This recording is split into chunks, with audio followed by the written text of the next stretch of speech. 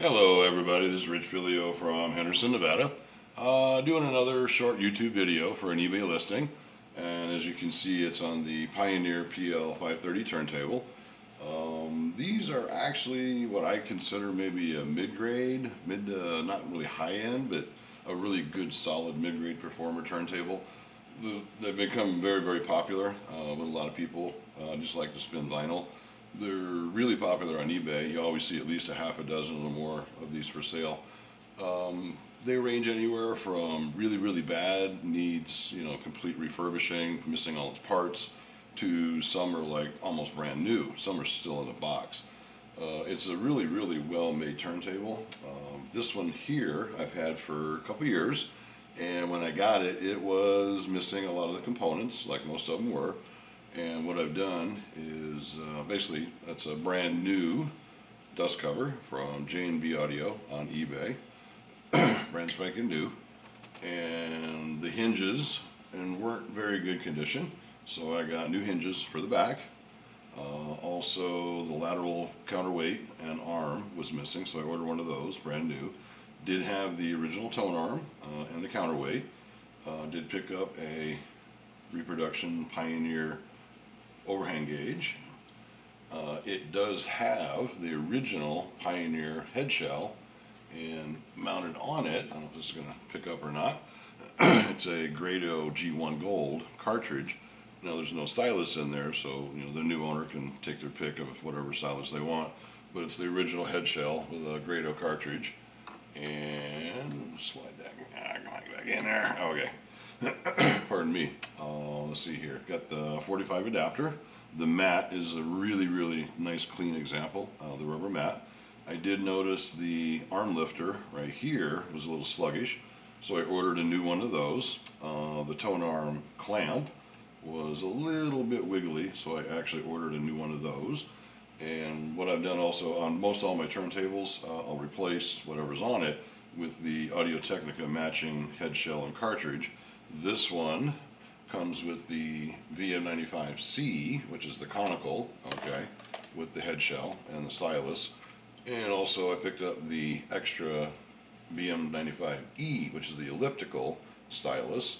So you have your choice. You can use either one depending on maybe the age of your records or condition or so forth and so on. This one actually has, which is almost unheard of, the original 3 transport screws. So if you wanted to move it from A to B without, having the platter move up and down, it does have the original 3 transport screws, which is kind of nice. And whenever I sell a turntable, always include a new bubble clamp. Okay, that comes with it. That's right there. And I saw this, I just thought it was kind of interesting. It's kind of cool, probably never use it. Pardon me, it's the alignment protractor for the PL-530 right there. I don't really understand half the stuff that's on this thing, but it looks kind of cool. Anyway, I've got it hooked up here on my, what is that? That's the Pioneer SX3700 receiver, and it's going through the Infinity QB speakers at both ends. So we're just going to play a little vintage Mannheim Steamroller Fresh Air 3 is the album we have. Set that on there and release the clamp. Everything has been pretty much gone through, cleaned, adjusted. Speed control works just fine, nice and steady on 33 and 45 both. One thing that's common on the PL-530 and the 560 in the tone arm rest mechanism, there's this little lever with like a foam or felt pad that helps bring the tone arm all the way back to its rest position. A lot of the turntables you see have a difficulty actually getting back to where it belongs. So what I've done is in cleaning the process, these little felt pads that I use in the corners, so when when the cover comes down, it's nice and quiet.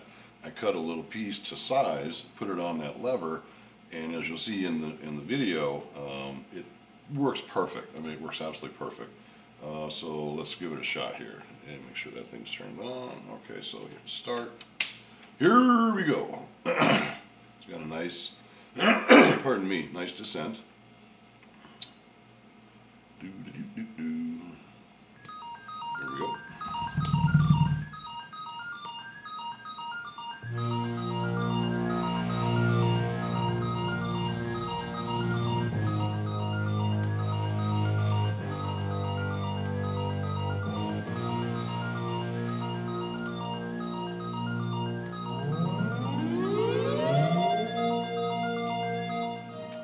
if you can see it on the video or not, but the strobe, basically the speed control, it works. Let me get a little volume here.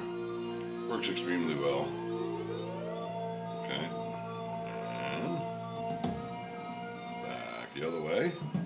Now I've got these adjusted just about dead center, so you have a lot of flexibility one way or the other, but it stays nice and consistent. The arm lifter mechanism works just fine, nice and quick. And we'll go in a little bit. And looks like we hit it right in the center of the track there.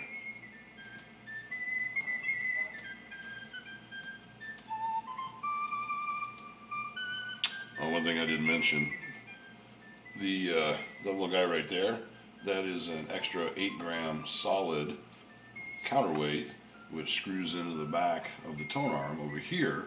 You almost never find those things. So if you have a really, really heavy head shell and cartridge combo, you can add 8 grams onto the back side of the tone arm to get your downforce just right.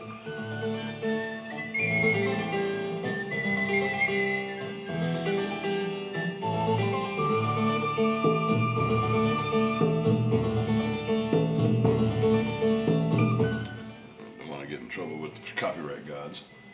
And the sizing, the 12-inch, 10-inch, 7-inch, all works perfect. And like I say, the one thing that sometimes these have trouble with is the auto return. The mechanism in here gets like dirty and crusty, and from age, you got to figure this turntable's from like 78 to 80, I think, something like that. But with replacing that little felt pad on that lever, it's got a real nice clean return. It sits up on the rest, just perfect. You can adjust it up and down if need be, but I think I've got it just about right.